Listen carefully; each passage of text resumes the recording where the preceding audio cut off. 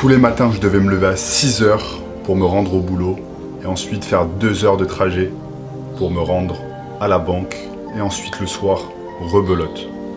C'était horrible, j'étais tellement malheureux et fatigué de ce travail. Aujourd'hui dans cette vidéo, je vais vous montrer comment j'ai fait pour passer de salarié malheureux à entrepreneur libre et ce, en quelques mois. Je sais que de nombreuses personnes sont dans cette situation où ils sont malheureux dans leur travail et veulent avoir plus de liberté. Dans cette vidéo, je vais vous raconter mon histoire d'entrepreneur en 7 étapes dans l'ordre chronologique. Vous pourrez ainsi retrouver chaque partie dans la description.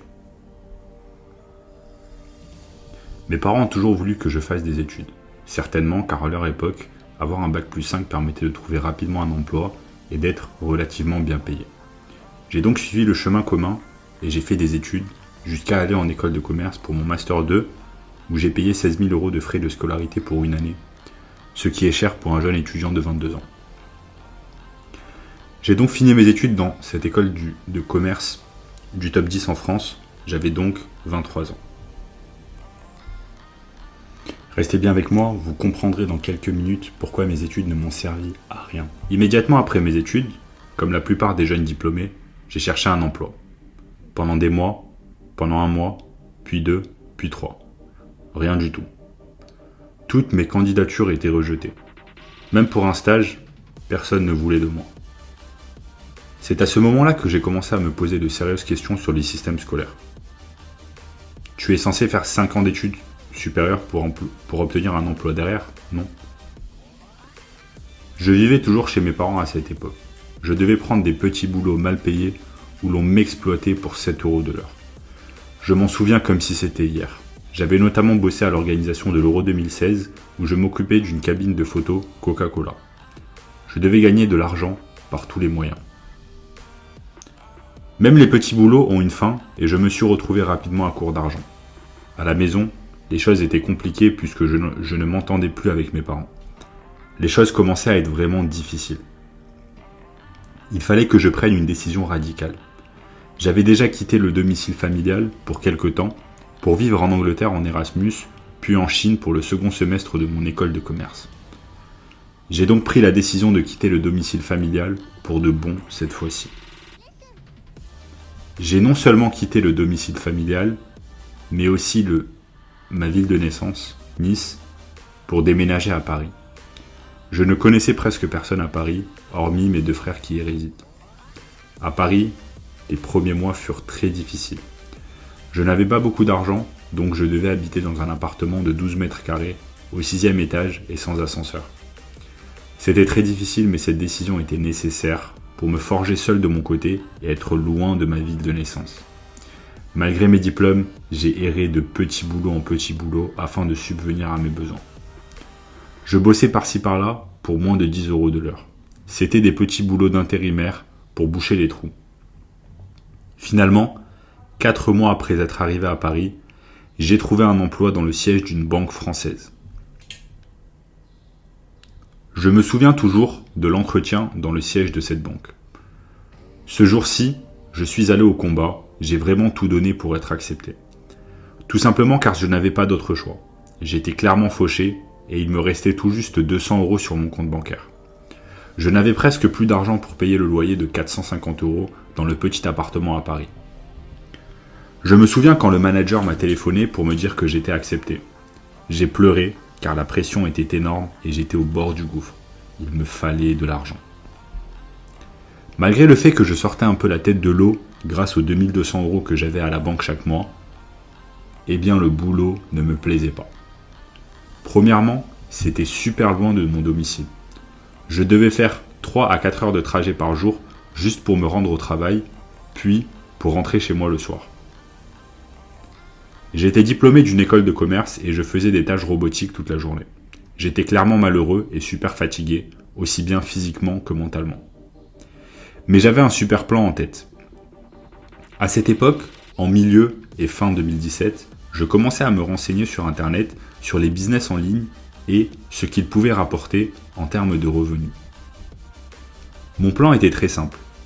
Travailler absolument tout le temps à la banque, 5 jours par semaine, pour accumuler le plus d'argent possible et enfin quitter mon emploi à la fin du contrat. car c'était un contrat d'intérim. Je me suis sacrifié pendant 8 mois sans voir ma famille dans le sud, rien du tout. J'ai travaillé pendant les 8 mois sans rater aucun jour de travail. Aucun. À la fin des 8 mois, je savais ce qu'il me restait à faire. Quitter cet emploi, ou du moins ne pas renouveler mon contrat, et ainsi pouvoir me concentrer pleinement sur le business en ligne. J'étais enfin libre. Ces 8 mois à la banque m'ont appris beaucoup de choses. Le fait que je n'avais pas envie de passer 40 ans de ma vie derrière un ordinateur. Que je n'avais pas envie d'obéir à une autre personne qui doit me dire ce que je dois faire. Que l'école ne servait strictement à rien et que j'aurais totalement pu faire ce job juste en ayant le bac, voire moins. Enfin, je n'étais plus obligé de travailler pour quelqu'un d'autre et je pouvais souffler un peu financièrement grâce aux efforts que j'avais faits pendant 8 mois à la banque. Mais je voulais une coupure avant de commencer le business en ligne. J'ai donc entamé un voyage de 1 mois à travers l'Europe pour découvrir de nouvelles choses et m'aérer l'esprit. J'ai donc réalisé 12 pays en 30 jours. C'était fabuleux. Pour la première fois de ma vie, j'étais pleinement libre. J'ai pris énormément de plaisir à faire ce voyage. Je me suis amusé, j'ai rencontré de nouvelles personnes, j'ai appris de nouvelles choses. Bref, j'étais heureux et libre. Je m'étais fait la promesse en quittant mon emploi à la banque que je n'allais plus jamais retravailler pour quelqu'un d'autre. La promesse a été tenue. Le voyage en Europe n'a fait que consolider tout cela. En rentrant à Paris, il fallait que je me mette au boulot. J'habitais toujours dans mon petit appartement pour éviter les dépenses inutiles, mais au moins, j'étais libre. Étant donné que le dropshipping était le premier business dont j'ai entendu parler, eh bien je me suis lancé dessus. J'ai bossé quelques temps, mais cela n'a pas marché pour moi, car cela ne me plaisait pas. J'ai donc laissé tomber, mais seulement car j'avais découvert une autre chose qui allait bouleverser ma vie à tout jamais. Cette chose est le marketing digital. C'était donc un mal pour un bien d'avoir abandonné le dropshipping. J'ai donc tout appris sur le marketing digital. J'étais absolument obsédé par ce domaine. Pendant que mes amis sortaient, moi j'étais pleinement concentré sur cela.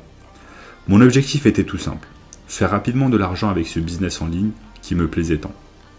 Mes efforts ont été récompensés puisque j'ai obtenu rapidement mes 2 premiers clients au bout du premier mois.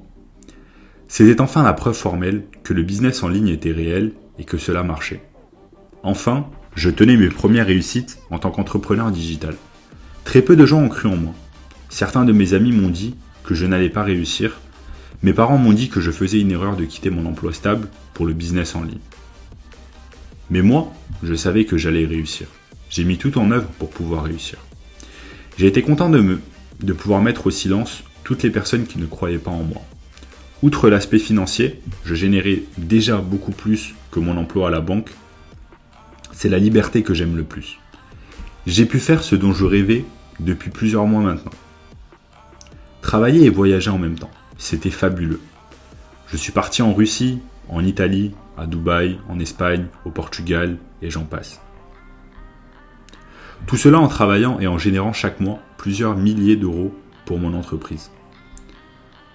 Pendant que ceux qui ne croyaient pas en moi étaient toujours dans leur même job, malheureux. Récemment, j'ai même décidé de quitter la France pour m'installer dans le sud de l'Espagne, qui est une partie du monde où j'ai toujours voulu habiter. Tous les matins, je me réveille dans ce magnifique appartement et je peux profiter de ma terrasse quand je le souhaite. Il y a du soleil quasiment tout le temps ici. Tout cela est la preuve que mes efforts ont payé, qu'avec des actions, toutes les choses que j'avais en tête sont devenues possibles. Je n'ai pas eu peur d'aller à l'encontre de ce que beaucoup de personnes pensaient. J'ai bien fait de croire en moi.